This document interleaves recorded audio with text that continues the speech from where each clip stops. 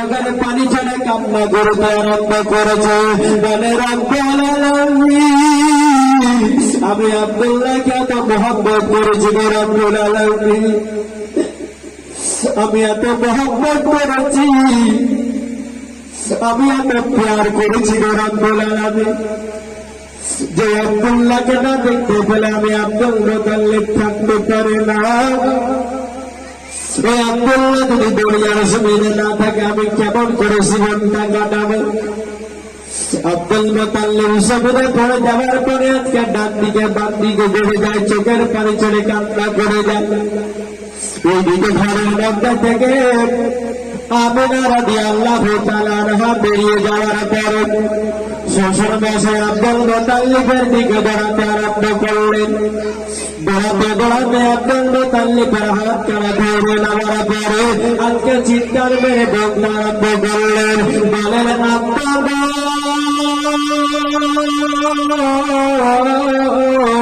হঠাৎ করে আপনার কি হয়ে গেছে গো আব্বা? আপনি জমিনে কেন এখন গড়া গড়ে তাড়াতে আরম্ভ করলেন? আপনি এমন করে কেন কান্না করতে আরম্ভ করলেন? আপনার চোখের পানি ঝরে, আপনার দাড়িগুলো কেন ভিজে যায়? আপনি এমন করে কেন কান্না করেন গো আব্বা? আব্দুল মুতাল্লিব কোনো আমল করে না। হযরত আমিনা হারিসের সম্মুখে দাঁড়িয়ে যাবার পরে বলতে আরম্ভ করলেন, ভাই গো আব্বা জান এমন করে কেন কান্না করে? আব্বা জান এমন করে যেন চোখের পানি কেন ঝরায়? আজকে হারিসে যেন কান্না করে আরম্ভ করলেন।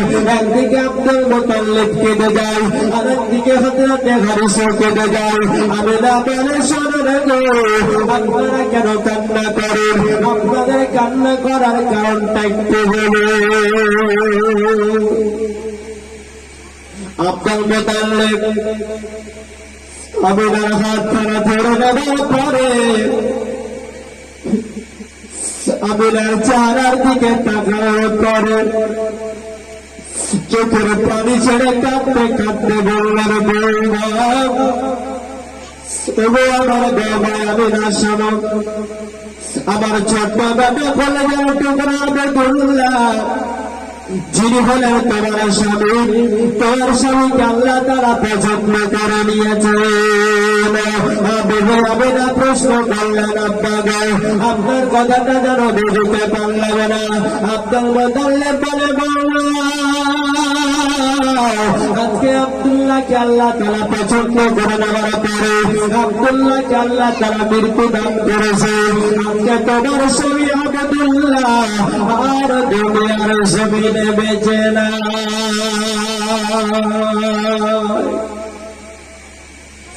আমিনা স্বামীর মৃত্যুর খবরটা পাওয়ার পরে করে কাঁদতে আরম্ভ করলেন। একদিকে হারিস কেঁদে যায়, আর একদিকে হযরত আব্দুল মুতাল্লিব কেঁদে যায়, আর একদিকে হযরত আমিনা যেন কেঁদে যায়। কাঁদতে কাঁদতে ঘরের মধ্যে প্রবেশ করলেন। আজকে ঘরের মধ্যে প্রবেশ করার পরে চোখের পানি ছেড়ে রব্বুল আলামিনের নিকটে দোয়া করতে আরম্ভ করলেন, রব্বুল আলামিন আমার স্বামীকে ছাড়া কেমন করে জীবনটা বিতাবো? আমার স্বামীকে ছাড়া জীবনটা কেমন করে কাটাবো? রব্বুল আলামিন তুমি আমাকে ধৈর্য দান করো। আমিনার ঘরের মাঝে আব্দুল মুতাল্লিব চলে আসার পরে আমিনার মাথার উপর হাত কানা রাখার পরে আজকে চোখের পানি ছেড়ে কেঁদেছিলেন আর বলেছিলেন বৌমা আমিনা, আমি আব্দুল মুতাল্লিব কথা দিলাম রে বৌমা, আমি যতদিন পর্যন্ত দুনিয়ার জমিনে বেঁচে থাকবো আমি তোমার কোনো অভাবে হতে দেব না। জোরে বলো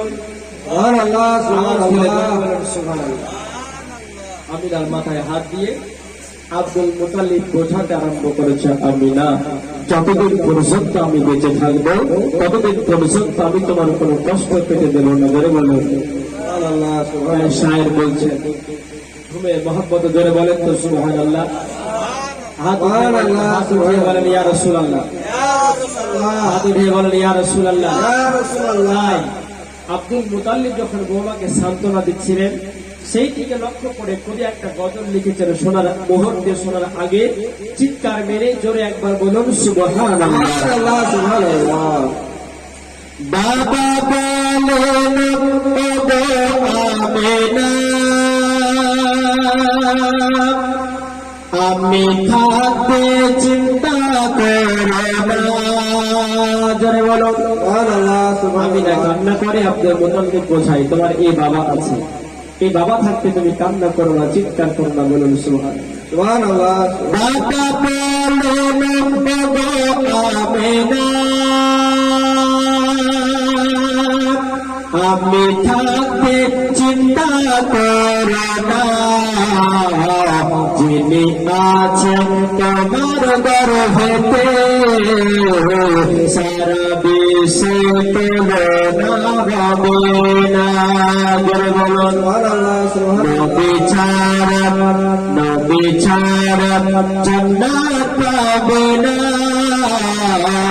প্রিয় নবীকে ভুলে যেও না। নবী ছিলেন মায়ের পেটে, বাবা গেলেন বাবার সাথে। শুনলেন তো যে হযরত আব্দুল্লাহ ব্যবসায় গেলেন, তখন কিন্তু নয় মুস্তাফা মাহমুদার গর্ভে আছে, তাই সার বলছেন মহব্বতে বলো সুবহানাল্লাহ, সুবহানাল্লাহ বলো, জোরে বলো সুবহানাল্লাহ। নবী ছিলেন মায়ের পেটে, বাবা গেলেন বাবার সাথে, আসার পথে ফিরে এলো না, আসার পথে ফিরে এলো না, স্বামী হারা হলেন মা আমিনা, নবী ছাড়া জান্নাত পাবে না, প্রিয় নবীকে ভুলে যেও না। বোঝাতে আরম্ভ করলো, বললো বৌমা চিৎকার করিও না, কান্না করিও না, ধৈর্য ধারণ করো, আল্লাহ যেটা করে সেটা আল্লাহ তাআলা ভালোর জন্য করেন। জোরে বলো সুবহানাল্লাহ, সুবহানাল্লাহ। নিজে ধৈর্য ধারণ করলেন, কিন্তু আমিনা বলছেন যেদিন থেকে আমার স্বামী ইন্তেকাল করেছেন, সেদিনের পর থেকে যখন আমি রাত্রিবেলায় ঘুমোতাম, রাত্রিবেলায় আল্লাহর নবীগণ আমার সঙ্গে স্বপ্নে সাক্ষাৎ করতে। জোরে বলো সুবহানাল্লাহ, সুবহানাল্লাহ। আল্লাহ নবীর মা হযরত আমিনা